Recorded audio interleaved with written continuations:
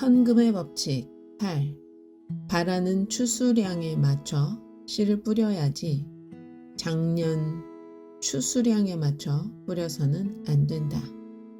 이삭이 그 땅에서 농사하여 그 해에 100배나 얻었고 여호와께서 복을 주심으로. 창세기 26장 12절. 나는 시골에서 살아본 적이 없어서 농사에 관련된 것은 무엇이나 새로웠다. 얼마 전에는 상당히 놀라운 사실을 배웠다. 나는 가장 돈이 없는 시기에 씨앗을 가장 많이 사들여야 한다는 것이다. 작년의 수확이 형편없을 때 이런 일이 벌어진다고 한다. 이 궁색한 기간에 무엇이고 아껴 써야 한다. 농부는 작년의 손실을 만회하기 위해서 파종을 더 많이 해야 하기 때문에 참으로 난처한 지경에 빠진다. 이런 상황이 벌어지면 농부는 전에 묵혀두던 땅까지 다 갈아엎어야 한다. 어쩌면 남의 땅까지 빌려야 할 수도 있다. 여기에 소요될 비용이 모자라면 대출을 받아야 한다. 하여간 최대한 씨를 더 뿌리기 위해 최선을 다해야 한다. 가장 수확이 많이 필요할 때가 바로 가장 돈이 없을 때이다. 지혜로운 농부라면 언제나 추수를 위해 씨를 뿌린다. 결코 지난 해가 흉작이었다고 해서 씨를 조금 뿌리는 법은 없다. 농부에게서 배울 점. 콜로라도에 사는 클린트 뉴먼이라는 농부가 나에게 이 사실을 가르쳐준 장본인이다. 클린트는 해마다 수천 에이커에 달하는 대규모 경작을 하고 있다. 그는 또한 하나님의 신실한 종으로서 나는 그에게서 많은 것을 배웠다. 농부들은 하나님의 말씀의 위대한 진리를 내게 수차례 깨우쳐 주었다. 그들 덕분에 또한 이 진리를 당신과 더불어 나누게 되어 참으로 감사하다. 수년 전 나는 캔자스의 소읍에서 목회를 하고 있었다. 주민들은 모두 농사를 지었다. 설교 시간에 나는 금전적 추수의 법칙과 농사의 법칙이 일치한다는 사실을 아느냐고 물어보았다. 그랬더니 모두들 알고 있다고 대답했다. 이런 대답을 듣고 나니 그 주제에 대해 더 말할 필요가 있을까 하는 회의가 들었다.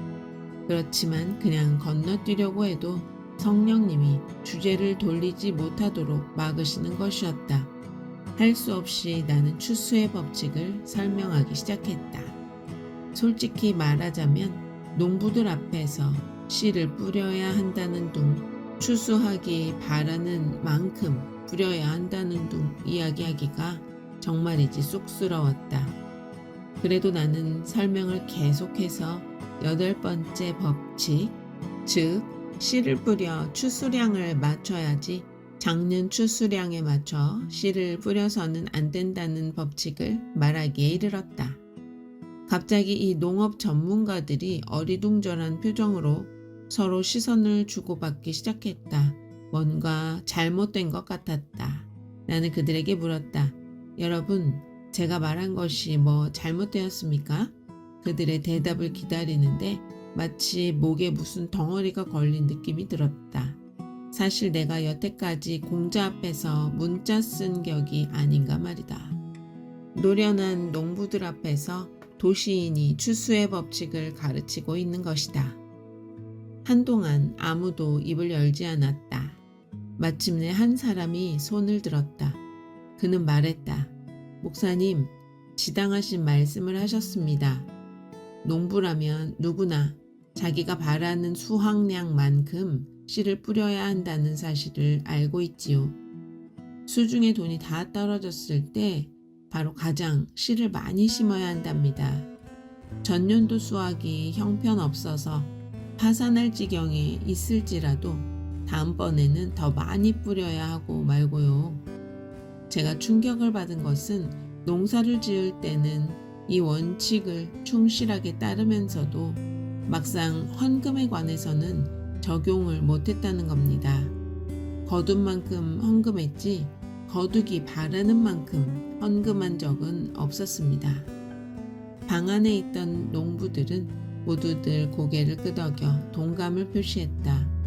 농사가 잘 돼서 돈이 많이 들어오면 헌금도 많이 했지만 농사를 망쳐 수입이 적으면 헌금을 대폭 삭감해 왔다는 것이었다. 농사를 지을 때는 추수의 8번째 법칙을 준수하면서 금전적 농사에 관해서는 아무도 그럴 생각을 못했다. 나는 대답하기 곤란한 질문을 던졌다. 금전적 농사를 짓던 방식대로 농사를 한다면 어떤 결과가 나왔겠습니까? 잠시 침묵이 흐르고 한 사람이 대답을 했다. 그랬다면 일찌감치 농사를 때려치웠을 겁니다. 그 말에 모두들 동의했다. 이 예배가 끝나기 전에 참석자들 전원이 신앙의 부족을 회개하게 되었다는 기쁜 소식을 전한다. 그들은 하나님 앞에 앞으로는 헌금에 대해서도 농사의 8번째 법칙을 충실히 따르겠노라고 서약했다. 금전적으로 수확하기 바라는 만큼 헌금을 하되 수확한 만큼 헌금을 하지는 않겠다고 약속한 것이다. 귀한 교훈. 가장 중요한 법칙을 어김으로써 재정적으로 궁핍에 시달리는 하나님의 자녀들이 얼마나 많은지 모른다. 확신컨대 대다수의 그리스도인들이 장차 희망하는 수입에 맞춰 헌금하지 않고 현재의 수입 한도 내에서 헌금을 하고 있는 것이다. 내가 목회한 교회마다 많은 교인들이 경제적 형편이 어려우면 헌금도 적게 냈다. 공장이 문을 닫는다거나 기타 불황에 대한 흉흉한 소문이 돌 때마다 주일 헌금 액수가 크게 줄곤 했다. 특별히 기억에 남는 것은 오일 쇼크가 있었던 때이다. 휘발유 값이 그야말로 하늘 높은 줄 모르고 치솟았다. 이런 일이 벌어지자마자 교회의 주일 헌금이 급감했다. 내가 얼마나 교인들에게 여러분은 하나님의 자녀라고 역설하면서 두려움을 떨치고 헌금을 계속하면 하나님이 필요를 채워주실 것이라고 호소했던가. 하지만 위기가 지속되는 동안 암만 내가 애타게 부르짖어도 헌금은 줄어든 상태 그대로였다. 결국은 꼭 필요한 몇 명의 교회 직원을 해고할 수밖에 없었다. 교회 재정의 급감이 초래한 피해는 어마어마했다. 일부는 실직하고 많은 이들은 파산 신고를 해야 했고 나머지 사람들도 휴가와 같은 특별 계획을 재조정하거나 취소했다. 우리 교회도 믿음의 부족으로 말미암아 집회나 행사를 연기해야 했다. 만약 이 시기에 우리 교인들이 헌금을 늘렸다면 수입도 덩달아 늘었으리라고 나는 확신한다.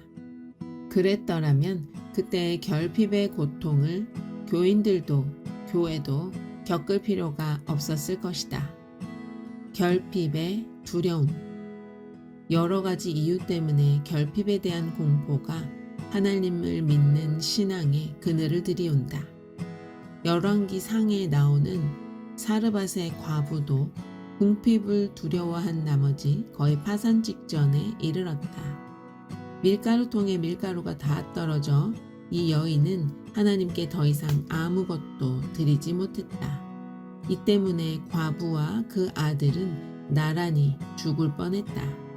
결핍의 공포로 이 신실한 여인은 엘리야를 먹이라는 주님의 명령을 순종하지 않으려 했다. 성경의 묘사를 살펴보자. 너는 일어나 시돈에 속한 사르밧으로 가서 거기 유하라. 내가 그곳 과부에게 명하여 너를 공궤하게 하였느니라. 열왕기상 17장 9절. 이 여인은 선지자를 대접하라는 하나님의 명령을 받았다. 저가 가로되 당신의 하나님 여호와의 사심을 가리켜 맹세하노니 나는 떡이 없고 다만 통에 가루 한 움큼과 병에 기름 조금뿐이라. 내가 나뭇가지 두엇을 주어다가 나와 내 아들을 위하여 음식을 만들어 먹고 그 후에는 죽으리라. 열왕기상 17장 12절. 이 과부는 감히 하나님의 명을 거역했다. 알면서도 죄를 지은 것이다. 하나님은 그녀에게 엘리야를 먹이라고 분명히 지시하셨는데도 결핍의 공포가 먼저 그녀를 사로잡았다. 공포로 인해 그녀는 하나님께 불순종하기로 마음먹기에 이른 것이다. 엘리야가 저에게 이르되 두려워 말고 가서 내 말대로 하려니와 먼저 그것으로 나를 위하여 작은 떡 하나를 만들어 내게로 가져오고 그 후에 너와 내 아들을 위하여 만들라. 열왕기상 17장 13절. 엘리야는 문제의 핵심이 결핍의 두려움임을 직시하고 정면으로 대응했다. 그는 과부를 격려하여 과거의 결핍에 연연하지 말고 미래의 풍성한 수확을 위해 먼저 드리라고 했다. 이스라엘 하나님 여호와의 말씀이 나 여호와가 비를 지면에 내리는 날까지 그 통의 가루는 다하지 아니하고 그 병의 기름은 없어지지 아니하리라 하셨느니라. 열왕기상 17장 14절. 그러자 과부는 가루와 기름이 다 떨어져 가는 상황에서 우선 하나님을 위해 바쳤다. 수확은 순식간에 이루어졌다. 그녀가 뿌린 씨앗이 자신과 아들과 엘리야를 위해 기적과도 같은 수확으로 돌아왔다. 저가 가서 엘리야의 말대로 하였더니 저와 엘리야와 식구가 여러 날 먹었으나 여호와께서 엘리야로 하신 말씀같이 통의 가루가 다하지 아니하고 병의 기름이 없어지지 아니하니라. 열왕기상 17장 15절 16절. 가난한 과부의 두 렙돈. 신약에 나오는 과부 역시 같은 원칙에 따라 미래의 수확을 위해 연보를 했다. 그녀는 씨를 뿌리되 당장의 필요를 채우는 정도가 아니라 앞으로 원하는 것을 얻는 풍성하고 새로운 결실을 바라고 그렇게 했다. 예수께서 연보궤를 대하여 앉으사 무리의 연보궤에 돈 넣는 것을 보실세 여러 부자는 많이 넣는데 한 가난한 과부는 와서 두 렙돈 곧 한 고드란트를 넣는지라. 예수께서 제자들을 불러다가 이르시되 내가 진실로 너희에게 이르노니 이 가난한 과부는 연보궤에 넣는 모든 사람보다 많이 넣었도다. 너희는 다 그 풍족한 중에서 넣었거니와 이 과부는 그 구차한 중에서 자기 모든 소유 곧 생활비 전부를 넣었느니라 하셨더라. 마가복음 12장 41절에서 44절. 자세히 들여다보면 이 과부가 무엇인가를 바랐음을 알 수 있다. 그녀는 먹고 살 것이 충분히 있는 상황에서 두 렙돈을 드린 것이 아니다. 그녀는 간신히 입에 풀칠하는 정도 이상의 것을 원했다. 지난번에 흉작으로 인해 극심한 궁핍에 시달리고 있었던 것이다. 영어 성경 흠정력을 보면 과부가 문자 그대로 연보궤에 돈을 던져 넣었다고 되어 있다. 이 동작으로 말미암아 그녀는 이전보다 더 많은 씨, 즉 생활비 전액을 쏟아부었던 것이다. 이 모습은 즉시 예수님의 주의를 끌었다. 궁핍한 가운데서의 파종. 추수의 제8법칙에 대해 성경에서 하나 더 예를 들어보자. 이삭이 그 땅에서 농사하여 그 해 100배나 얻었고 여호와께서 복을 주심으로. 창세기 26장 12절. 이와 관련하여 창세기 26장에서 그 전반적인 배경을 읽어보기 바란다. 이삭은 극심한 궁핍을 겪고 있었다. 약속의 땅에 기근이 들어 해마다 흉작이 거듭되었다. 그는 결핍의 공포에 사로잡혔다. 이삭은 하나님의 영역인 약속의 땅을 떠나기로 했다. 그리고 인간의 영역인 애굽 땅으로 향했다. 하나님이 자신의 필요를 채워주실 수 있는 기회를 저버리기 직전이었다. 때마침 이삭은 하나님의 음성을 듣는다. 여호와께서 이삭에게 나타나 가라사대 애굽으로 내려가지 말고 내가 내게 지시하는 땅으로 거하라. 이 땅에 유하면 내가 너와 함께 있어 내게 복을 주고. 창세기 26장 2절 3절. 이삭은 순종했다. 다음 구절을 읽으면 그가 기근으로 바싹 말라붙은 땅에 귀중한 씨앗을 뿌린 사실을 보게 된다. 불신자들의 눈에는 참으로 어리석게 비칠 행동이었다. 보나마나 그 땅의 주민들은 이삭을 나무라고 비웃었을 것이다. 당신 미쳤소? 이렇게 가뭄이 심한데 대체 뭐가 자랄 수 있겠소? 지금 파종하면 좋은 씨를 다 버리게 돼요. 이런 때는 그저 씨를 먹거나 팔거나 하여간 좀 더 합리적으로 씨를 사용해야 마땅해요. 이삭은 믿음을 방패로 삼아 흉흉한 소문과 당대 최고의 상식에 도전했다. 담대하게 하나님께 순종한 것이다. 지금 씨를 심지 않으면 추수의 희망이 사라진다는 사실을 그는 알고 있었다. 또한 조금 뿌리면 수확도 조금밖에 없다는 것도 알았다. 그가 원하는 풍성한 수확을 위해 우선 풍성한 파종이 필요했다. 고린도후서 9장 6절. 추수의 8번째 법칙을 믿는 이 행위로 말미암아 이삭은 이방의 블레셋 족속이 시기할 정도로 막대한 부를 소유하게 된다. 그 사람이 창대하고 왕성하여 마침내 거부가 되어 양과 소가 떼를 이루고 노복이 심히 많으므로 블레셋 사람이 그를 시기하여. 창세기 26장 13절 14절. 멕시코 농부의 순종. 수년 전 멕시코 몬테리에 있는 선교원에서 강의를 할 기회가 있었다. 전국 각지에서 멕시코인들이 모여들었다. 나는 금전적 추수에 대해 설교했다. 특히 주변 상황으로 인해 헌금 생활에 영향을 받지 말라고 강조하여 가르쳤다. 청중 가운데 살틸로에서 온 사과 농장 농부들이 있다는 사실을 나는 몰랐다. 강의가 끝날 때마다 많은 사람들과 면담했지만 사과 농장 농부들은 그 기간에 한 번도 개인적으로 나를 찾아온 적이 없었다. 최근에 멕시코 토레온의 선교원에 갔다가 그 중에 한 명을 만나게 되었다. 그는 언제 내가 시간을 내준다면 따로 얘기를 나누고 싶다고 했다. 자신이 경험한 기적의 추수에 대해 말해주고 싶다는 것이었다. 그가 나에게 해준 이야기는 다음과 같다. 몬테리에서의 강의 기간에 그는 우리 선교 사업에 상당한 금액을 기부했다.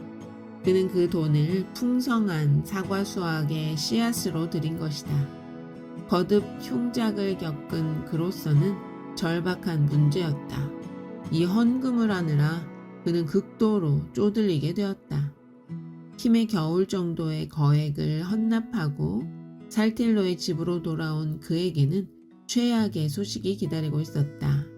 헌금을 한 바로 그날 밤 때 아닌 추위가 몰아닥친 것이다. 이로써 농장의 사과꽃들이 모조리 얼어붙었다. 이와 같은 사태를 맞자 의심이 먹구름처럼 피어올랐다. 결핍의 공포로 인해 하나님이 그의 헌물을 연락하지 않으신 것이 아닌가 하는 회의가 그를 괴롭혔다. 그렇지만 그는 아내에게 지혜롭게 다짐했다. 추수를 위해 믿음으로 씨를 뿌렸으니 이제 우리는 기도할 도리밖에 없소.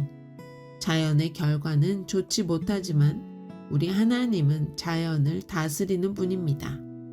그 부부는 간절히 부르짖었다. 그렇게 기도하면서 그들은 두려움을 떨쳐버렸다. 소문이 나돌면서 그로부터 보름 동안 그들은 심한 마음고생을 했다. 누구나 올해 사과 농사는 끝장이라고 했다. 이 신실한 하나님의 종들은 이웃 농부들의 조롱과 비웃음의 대상이 되었다. 이들은 꿋꿋하게 버텼다. 우리는 사과를 수확할 겁니다. 하나님이 지켜주실 거예요. 우리는 믿음으로 씨를 뿌렸으니 믿음으로 거둘 겁니다. 보름 만에 기적이 일어났다. 얼어붙은 꽃들이 매달려 있던 나무마다 아주 작은 사과 알이 자라나기 시작했다. 처음에는 아주 조그마해서 보일 듯 말 듯 했지만 어쨌든 살아 있었고 상태도 양호했다.